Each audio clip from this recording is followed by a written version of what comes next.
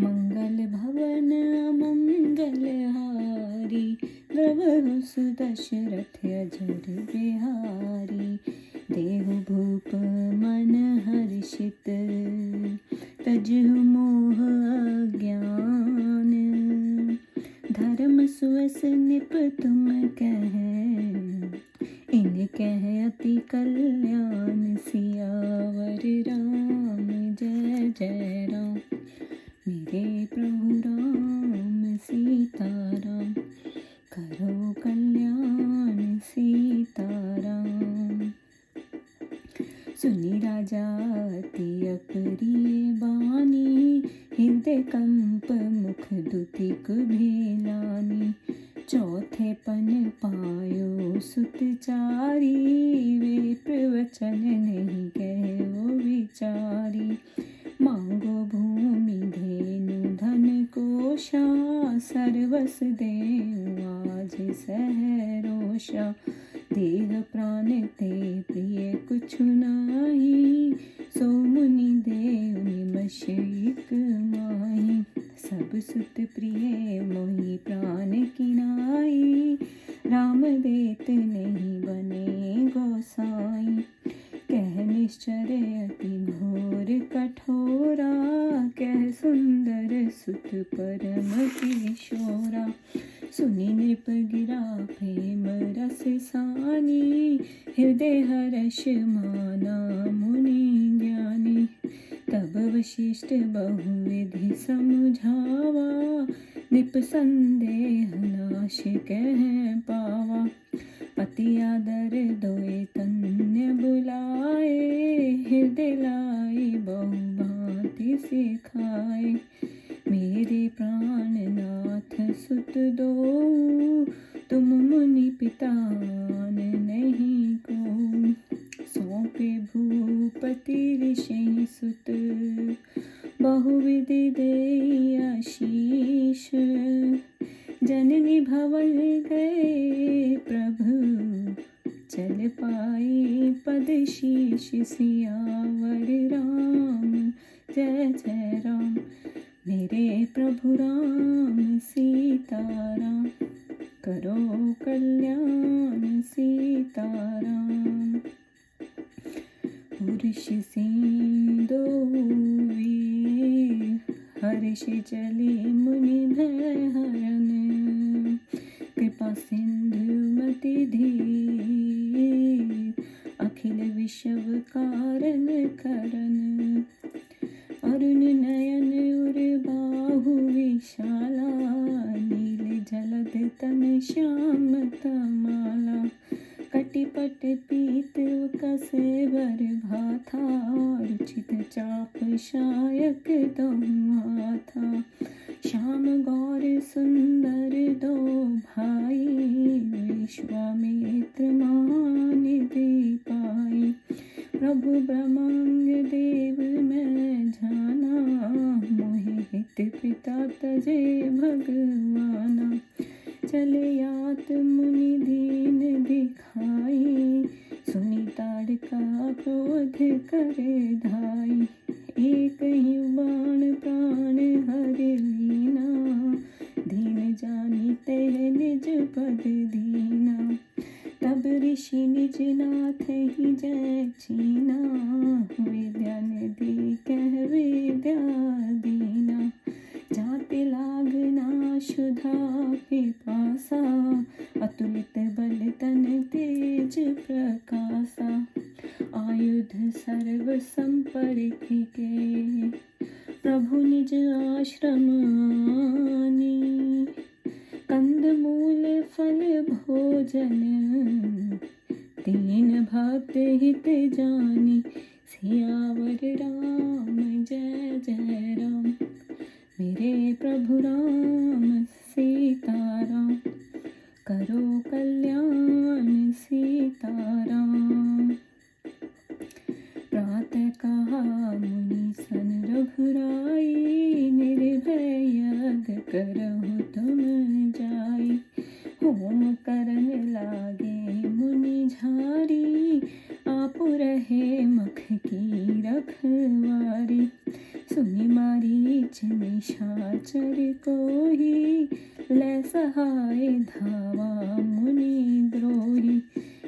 फरमान राम तेहि मारा, शतयोजन गा सागर पारा। पावक शर सुबाहु पुनि जारा, अनुज निशाचर कटक संहारा। मारी असुर दुज निर्भयकारी, स्तुति करहि देव मुनि झारी।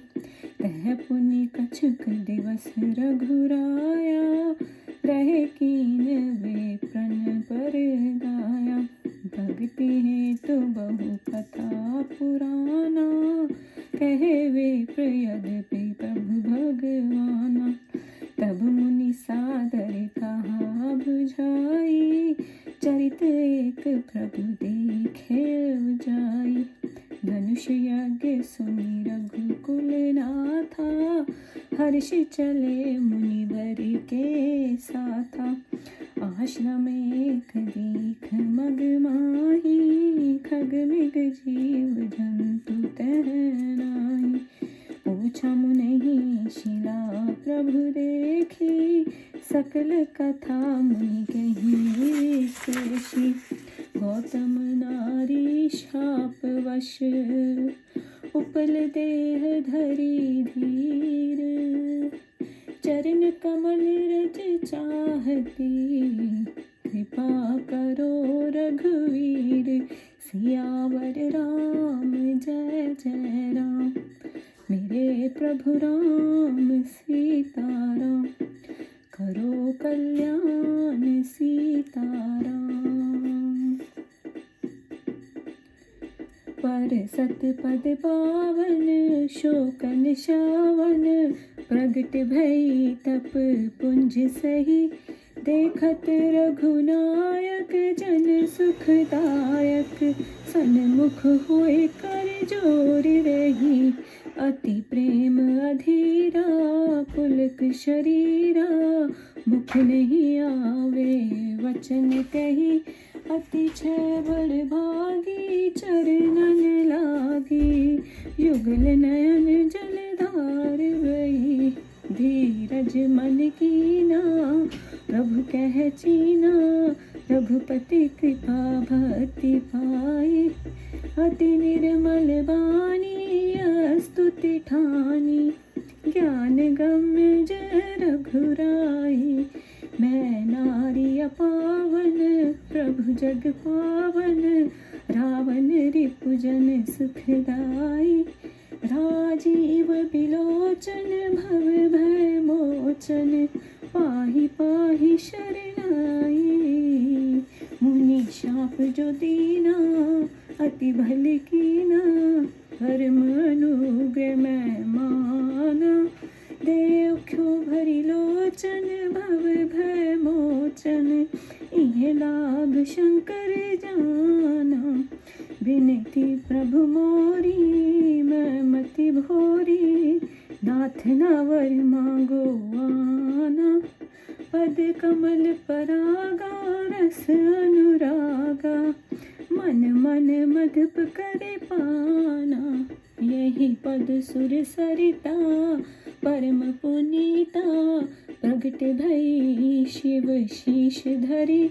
सोई पद पंकज जहि पूजत, अस मम शिर धर्यो कृपाल हरि।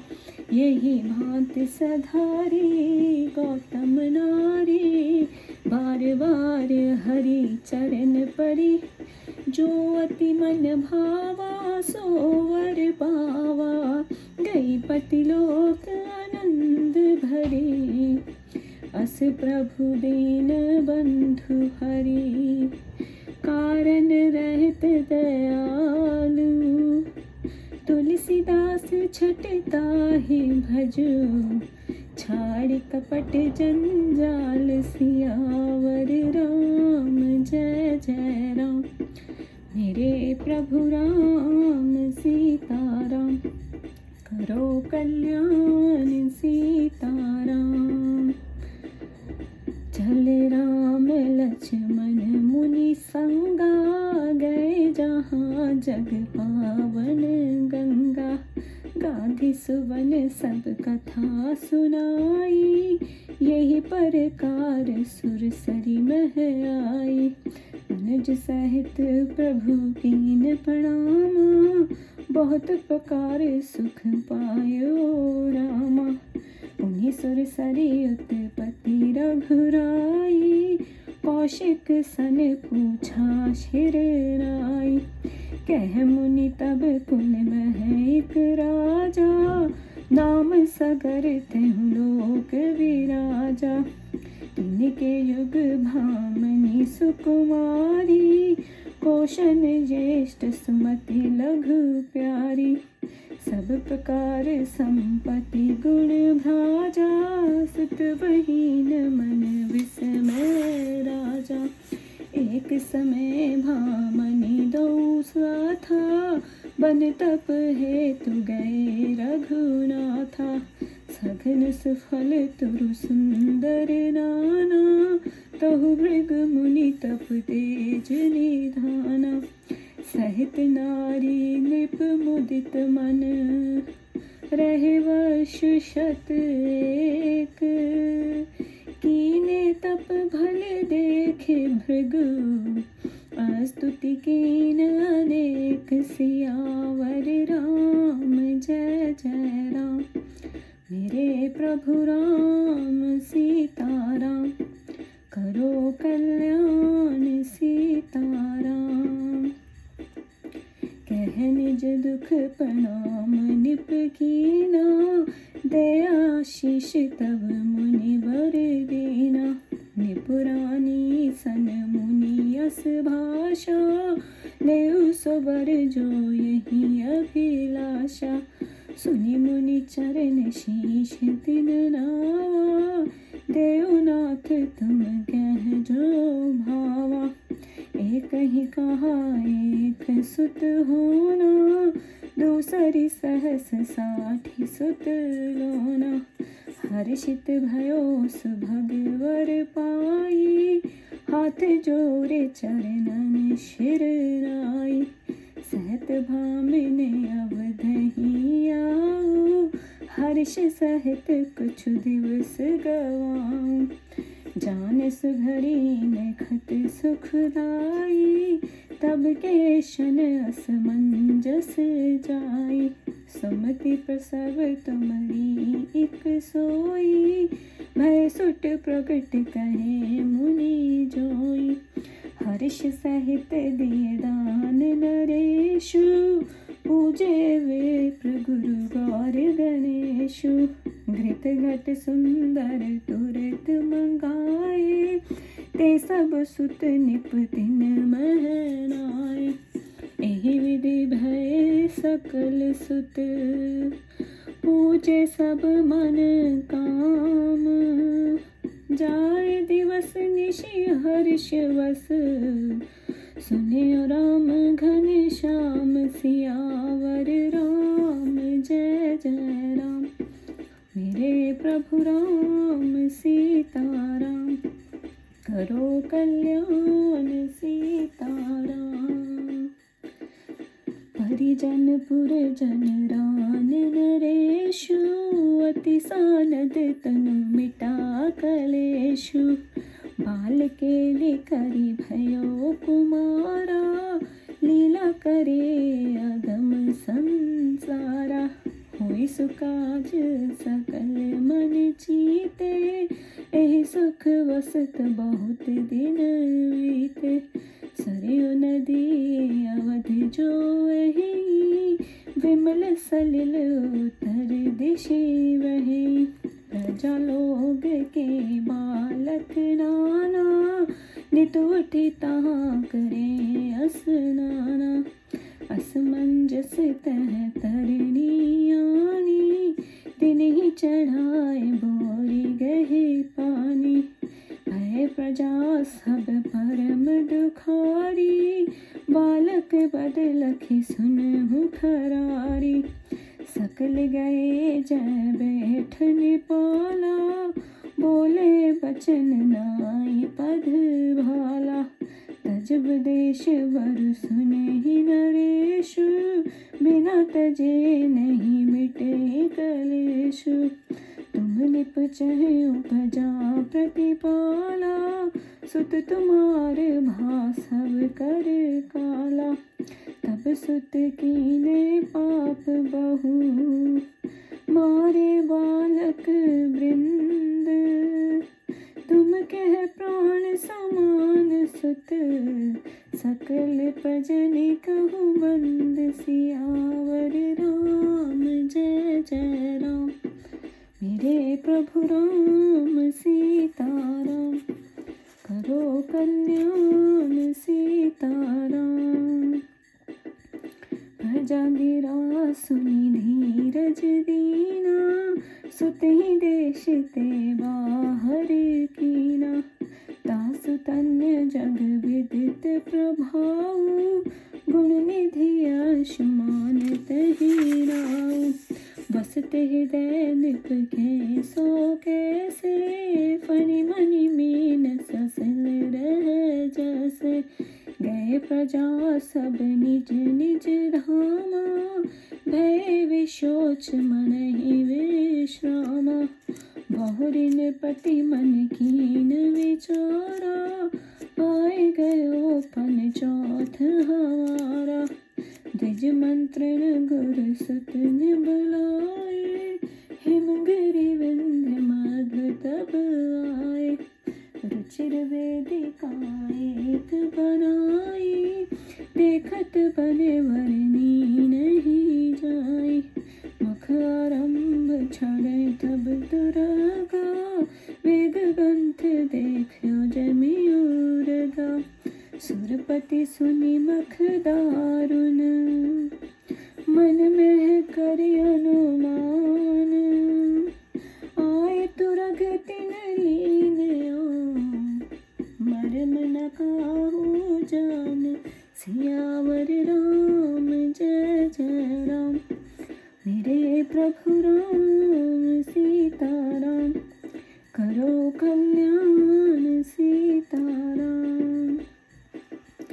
राखे अनेक फल मुनि पाही, को न जान कहूँ गति नाहि। जोगवत रह जे सुबट सयाने, लेत तुरंग तुन नहीं जाने। तिन सब आई कहाँ नृप पाही, महाराज हम कहत डराही। लीन तुरंग जयान न कोई, कहा करिए जय आयुष होई। सुनत वचन निप विस्मय पायो, सकल सुनत कह तुरत बुलायो। जाय तुरंग तुम हेरो भाई, सकल चले चरणन शिरराई। सुरपति सम देखे बलवीरा, सकल धनुधर अति रणधीरा। तिन्हि चलत धरनी अकुलाई, बलि पशु जीव भय अब आई। सुमन वाटिका उपवन बागा, सरित कूप वापिका तड़ागा। नगर गाँव मुनि आश्रम नाना, गिरि कानन कंदर अस्थाना। एहि विधि शोध्य जाए, आए सब मिली भूप में। चर नर मात ही नाए, बोले प्रभु कहु अश्वन है। खोदयो मही सुत फेरी पठाए, चले सकल पूरब दिश आए। तिनके कर जनु वज्र समाना, जो जन भरि खोदहि बलवाना। देखी अतुल बल विबुध डराने, करहि कहा सकल सक जाने। शोधत मही पताल सब आए, दिग्गज देख सबन शिर नाए। तहि पूछा सब कथा सुनायो, बहुरि सकल दाशिन दिश आओ। एहि विधि पुनि दूसर कर गज देखा, अति उत्तम गुण विमल विशेखा। ताह कहूँ प्रणाम पुनि कीना, चले खनत पश्चिम चित दीना। तीसर देख प्रदक्षिणा कीना, पुनि उत्तर दिश शोधन लीना। दिग्वज श्वेत देख सुख पाए, सकल कपिल मुनि पह चले आए। खोदत में ही कोई पार न आवा, सोई भाचहु दिश जल ही सुहावा। देखन आई तुरंग अदब, बांधा मुनिवर पास। बोले बचन सक्रोध हुई, बाचह सब अकर नास। सियावर राम जय जय राम, मेरे प्रभु राम सीताराम। करो कल्याण सीताराम। खुदी में ही हम चारे को धारे रे, दुष्ट बहुत तो ही शोधा। बहु कह चोर दीख बहु होई, एही सम छली और नाही कोई। सुनत वचन मुनि चितवा, जब ही मैं भसम क्षण में तब ही। उमा वचन जिन समझ न बोला, सुधा होई विष तहि कृमि डोला। पावक जानि धरह कर प्राणी, जरहि न काहे थे अभिमानी। जानि गरल जय संग्रह करही, सुनहु राम ते कहा न मरही। क्रोध कीन विन कर विचारा, भय सकल तोहि तेजरि छारा। महानिपति अंशुमन पठाए, नहीं आए सुत तिन्हि बुलाए। दीन निपति आशीष तब, अतीत बारंबार। बेगी फिरहु लै तुरंग सुत, मेरे प्राण आधार। सियावर राम जय जय राम, मेरे प्रभु राम सीताराम। करो कल्याण सीताराम। चले उनाई पद शीश कुमारा, विष्णु भक्त दहु कुल उजियारा। जय कहु निरख मुनि के धामा, पूछी खबर करी दंड प्रणामा। चले मुने ही सन पाई आशीषा, खोजे उपहि जाऊ महिषा। एहि विधि खोजत मग में जाता, मिले गरुड़ सुमनि कर भाता। चरण परत तब आशीष दयो, जरे सकल जहि विधि सो कहियो। सुनते ही बचन सोच भारी, लय खगेश देख तलवारी। अच्युत मंजन कीना, क्रम क्रम सब ही तिलांजल दीना। बहुरी गरुड़ बोले सुनु ताता, मैं तो ही कहूँ सुनो एक बाता। सुन सुत सोई उपाय, गंगा वही अवनि में। दर्शन ते अध जाए, मंजन किए अनेक फल। पुष्टि सहस तुत रहिए ही विधि, गंगा पाई परम पावन निधि। सुनिय से बचन हृदय अति भाए, सहित गरुड़ मुनिवर पह आए। भूप गरुड़ मुनि चरणन नायो, पूरव कथा निपताहि सुनायो। आशीष दे तुरंग मुनि दीना, हर्षित हृदय गमन तब कीना। नगर समीप गरुड़ पहुँचाई, गयो भवन तब निज रघुराई। वहाँ तुरंग ले निप शरणाई, पुष्टि सहित सुत मरण सुनाई। विस्मय हर्ष विवश निप भयो, कीनी यज्ञ दान बहु दयो। बहुविधि नृपति राज तब कीना, प्रजालोक कह अति सुख दीना। अंशुमान कह राज दे, निज मन हरि पद लाग। गए सगरे ताप कज बन, हृदय अधिक अनुराग। सियावर राम जय जय राम, मेरे प्रभु राम सीताराम। करो कल्याण सीताराम। हे राजन, मोह और ज्ञान को छोड़कर प्रसन्न चित्त से दीजिए। इसमें धर्म की रक्षा के साथ साथ तुम्हें बड़ा यश होगा और इनका भी अत्यंत कल्याण होगा। ऐसी अप्रिय वाणी को सुनकर राजा का हृदय कांप उठा, मुख की शोभा मलिन हो गई।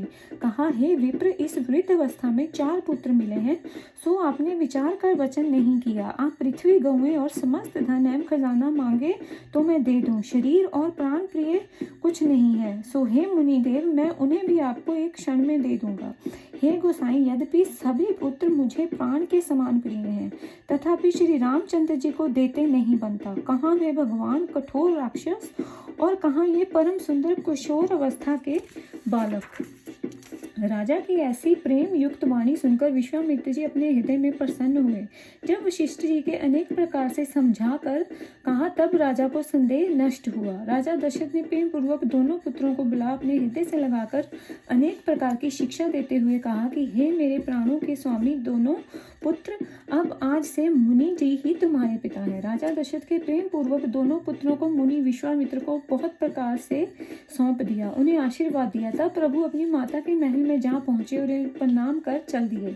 फिर पुरुषों में सिंह रूप दोनों वीर मुनि का भय दूर करने के लिए प्रसन्न मन से उनके साथ चले, जो कृपा के सागर और बुद्धि वाले तथा समस्त संसार के कारण स्वरूप और रचयिता हैं, जिनके लाल नेत्र, विशाल वक्षस्थल तथा नील कमल और श्याम तमाल के समान तिनका शरीर है। कमर में पीताम्बर और श्रेष्ठ तरकस कसे, दोनों हाथों में सुंदर धनुष्बाण धारण किए हैं। ऐसे श्याम और गौर वर्णन महानिधि दोनों भाइयों को पाकर विश्वामित्र जी सोचने लगे कि जो प्रभु ब्राह्मणों को देवता हैं, वे भगवान आज मेरे लिए अपने पिता को छोड़ दिए हैं। ऐसा सोचते चले जा रहे थे कि ताड़का राक्षसी दिखलाई पड़ी। मुनि ने उससे रामचंद्र जी को दिखलाया। वह सुनकर ताड़का क्रोध कर उन पर टूट पड़ी। तब रामचंद्र जी ने एक ही बाण से उसका प्राण हर लिया और दीन जानकर उसे अपना लोक दिया। तब ऋषि ने अपने स्वामी को हृदय से पहचान कर विद्याओं के निधि श्री रघुनाथ जी को वह विद्या प्रदान की जिससे भूख प्यास ना लगे और शरीर में अत्यंत बल और तेज का प्रकाश पड़े। इस प्रकार विश्वामित्र जी ने प्रभु को समस्त अदाओं से को समर्पित कर फिर आश्रम में लाकर उन्हें भक्त हितकारी जानकर कंद मूल और फल भोजन करने के लिए दिए। प्रातः काल होने पर श्री रामचंद्र जी ने मुनि से कहा, अब आप जाकर निर्भय यज्ञ कीजिए। फिर तो मुनि यज्ञ करने लगे और स्वयं प्रभु यज्ञ की रक्षा में नियुक्त हो गए। तब यज्ञ हो रहा है ये सुनकर मारीच ने अत्यंत क्रोध करके अपने सहायकों को साथ लेकर धावा किया। श्री रामचंद्र जी ने बिना फर के वाण से मारकर समुद्र के पास 100 योजन की दूरी पर पहुंचा दिया। फिर सुबाहु आया तो श्री रामचंद्र जी ने अग्निबाण चलाकर मारा। तब लक्ष्मण ने समस्त राक्षसी सेना का संहार कर दिया। ब्राह्मण को निर्भय करने वाले प्रभु ने सब राक्षसों को मार डाला।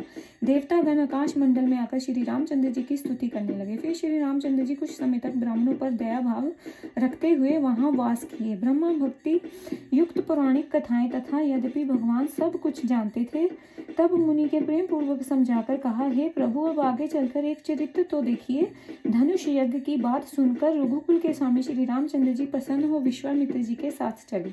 मार्ग में आश्रम दिखाई पड़ा जहाँ खग मृग पशु पक्षी कोई नहीं था, केवल एक पत्थर की शिला दिखाई पड़ी। तब उसको देखकर श्री रामचंद्र जी ने पूछा तो मुनि ने उसकी सारी कथा कह सुनाई। ये गौतम की स्त्री है जो शाप के वश शिला रूप हो गई है। ये धैर्य धारण करके आपके चरणों की धूलि को चाहती है। सो हे रघुकुल के वीर श्री रामचंद्र जी, इस पर कृपा करो।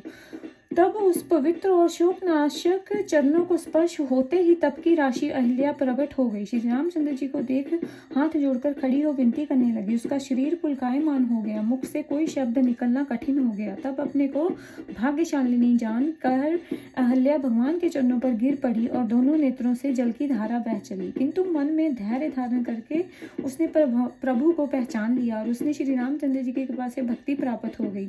फिर वह अत्यंत निर्मल वाणी में यही स्तुति करने लगे कि हे श्री रामचंद्र जी, आप ज्ञान से जाने जाते हैं, आपकी जय हो। मैं स्त्री हूँ, पवित्र हूँ, किंतु आप प्रभु तो संसार को पवित्र करने वाले, भक्त के सुखदाता और रावण के शत्रु हैं। हे रजनीचन लोचन, आप संसार के भवजाल रूपी दुखों का नाश करने वाले हैं। हे प्रभु, मैं आपकी शरण में आई हूँ, त्राहि माम त्राहि माम। हे प्रभु, मुनि जी ने जो शाप दिया है वह बड़ा ही अच्छा किया, मैं उनका बड़ा उपकार मानती हूँ। शंकर जी जानते हैं कि उससे मेरा बड़ा लाभ हुआ, जो आज आपके अपने नेत्रों से भरपूर आप भवमोचन प्रभु का दर्शन किया। सो हे प्रभु, मेरी एक विनती है कि मैं बहुत भुलक्कड़ स्वभाव की हूँ। हे नाथ, दूसरा कोई वर न मांगकर यही मांगती हूँ कि प्रभु के चरणों में पराग रम में मेरा मन भौरों के समान लगा रहे।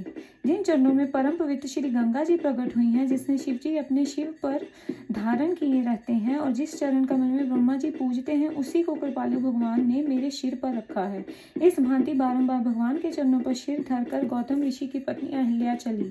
तब जो उनके मन को अत्यंत अच्छा लगा वही वर पाया। आनंद से पूर्ण होकर वह अपने पति के लोक में चली गई। तुलसीदास जी कहते हैं कि रे मूर्ख, जो प्रभु ऐसे दीन बंधु और बिना कारण ही दीन दयाल दया करने वाले हैं, तू छल कपट छोड़कर उनका भजन कर।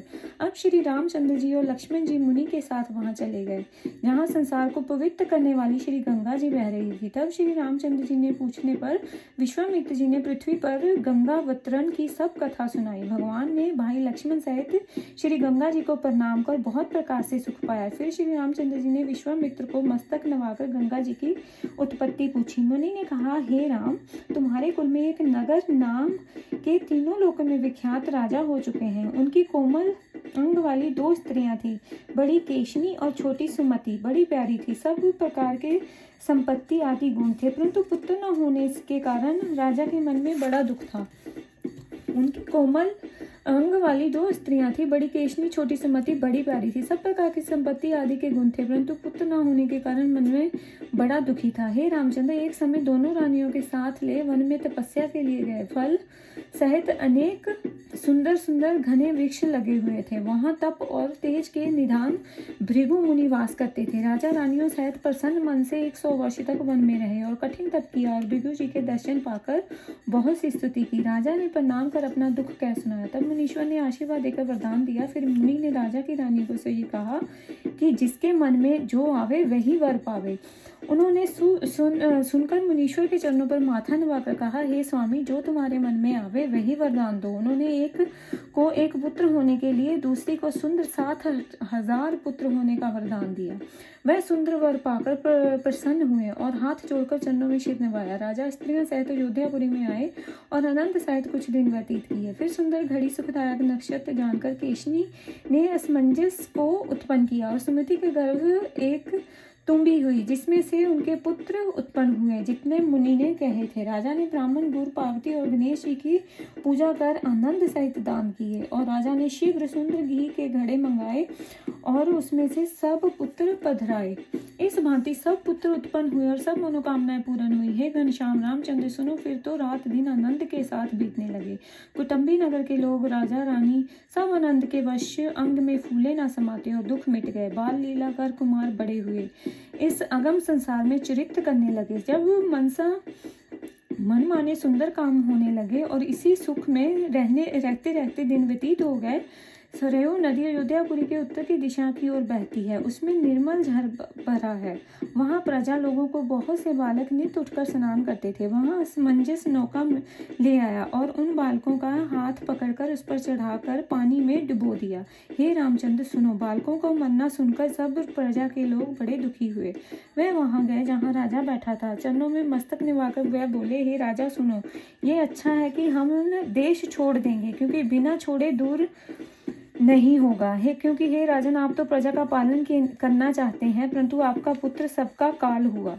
तुम्हारे पुत्र ने बड़ा पाप किया, जो बालकों का समूह मार डाला। तुमको वह पुत्र प्राण के समान है, परंतु सब प्रजा को बुरा लगता है। प्रजा की वाणी सुनकर राजा ने सबको धीरज दिया और पुत्र को देश से बाहर किया। उसका पुत्र अंशुमान गुणों का सागर हुआ, जिसका प्रभाव संसार में उजागर हुआ। वह राजा के हृदय में कैसे बसा था, जैसे सर्प के पास मणि और जल में मछली रहती है। सब प्रजा लोग अपने अपने धाम को गए और चिंता रहित हो मन में विश्राम पाया। फिर राजा ने मन में विचार किया कि हमारा चौथापन अर्थात बुढ़ापा आ गया है। ब्राह्मण, मंत्री, गुरु और पुत्र बुलाए हिमाचल और विंध्याचल के बीच में आए। एक सुंदर वेदी बनाई, जिसे देखते बनावे वर्णन की नहीं जाती। तब यज्ञ का आरंभ कर घोड़ा छोड़ा, वहां शीघ्र चलने वाला था, जैसे सर्प दिखते हैं। तब इंद्र ने कठिन यज्ञ का आरंभ सुनकर मन में विचार किया तो आकर घोड़ा चुरा लिया।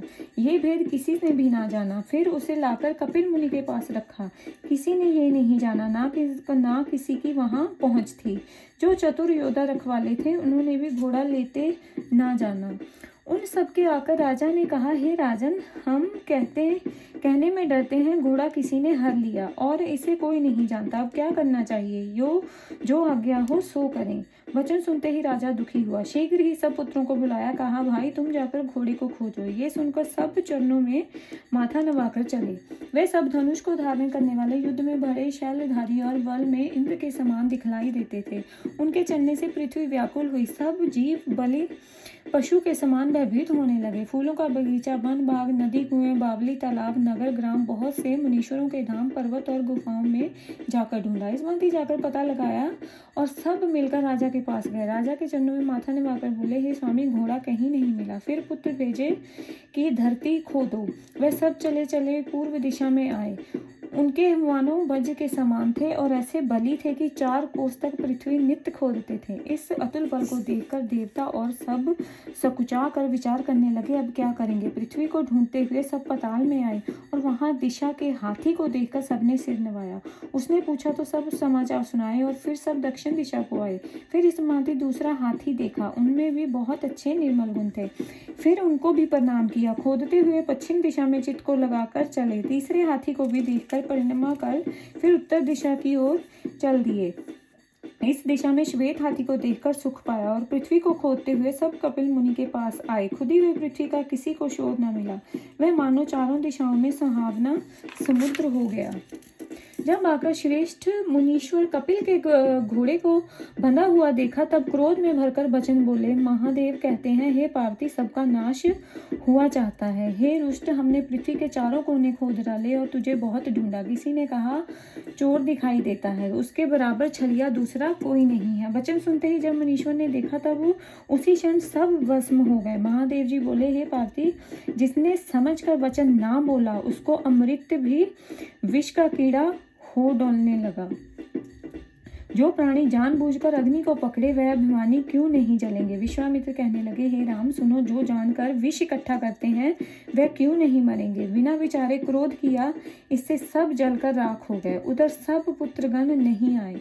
तब राजा ने अंशुमान को बुलाया और उनको लाने के लिए उसे भेजा। राजा ने बड़े प्यार से बार बार आशीर्वाद दिया और कहा, मेरे प्राणों के आधार पुत्र, जाओ, घोड़े को लेकर जल्दी लौटना। कुमार अंशुमान चरणों को सिर निभाकर, जो विष्णु जी का भक्त और दोनों कुलों के उजाला करने वाला था, जहाँ कहीं मनीश्वरों के स्थान पर देखता, वहीं दंडवत प्रणाम कर पूछता, मुनियों से ये आशीर्वाद पाकर चला कि हे राजन, जाकर ढूंढो, घोड़े को पाओगे। इस प्रकार मार्ग में ढूंढते हुए चले तो सुमनी के भाई गरुड़ मिले। तब चरण छूते ही आशीष दी और जिस भांति सब पुत्र जले थे, सो सब कथा कही। वचन सुनते ही बड़ा शोच हुआ। तब गरुड़ जी ने ले जाकर जल का स्थान दिखाया। वहां अंशुमान ने स्नान कर क्रम से सबको तेजांजलि दी। फिर गरुड़ बोले, हे प्यारे, तुमसे एक बात कहूंगा, सुनो। हे पुत्र, सुनो, वही उपाय करो जिससे पृथ्वी पर गंगा जी आवे।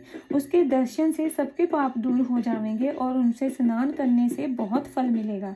इस भांति अत्यंत पवित्रता की खानी गंगा जी को पाकर 60,000 पुत्र तर जाएंगे। ऐसे वचन सुनकर मन में बहुत प्यारे लगे। फिर गरुड़ जी समेत श्रेष्ठ मुनि के पास आए। तब राजा और गरुड़ जी ने मुनि के चरणों को प्रणाम किया और मुनि ने राजा को पहली कथा सुनाई। मुनीश्वर आशीर्वाद देकर राजा को घोड़ा दिया। तब राजा मन में प्रसन्न हो चले। हे रामचंद्र जी, गरुड़ जी राजा को नगर के पास पहुंचाकर अपने घर गए। वहां घोड़ा लेकर राजा को सिर नवाकर 60,000 पुत्रों को काम मरना सुनाया। राजा ने पुत्र शोक से दुखित हो घोड़ा मिलने से अनंत के वश होकर यज्ञ किया और बहुत दान दिए। तब राजा ने बहुत तरह से राज्य किया और प्रजा के लोगों को बहुत आनंद दिया।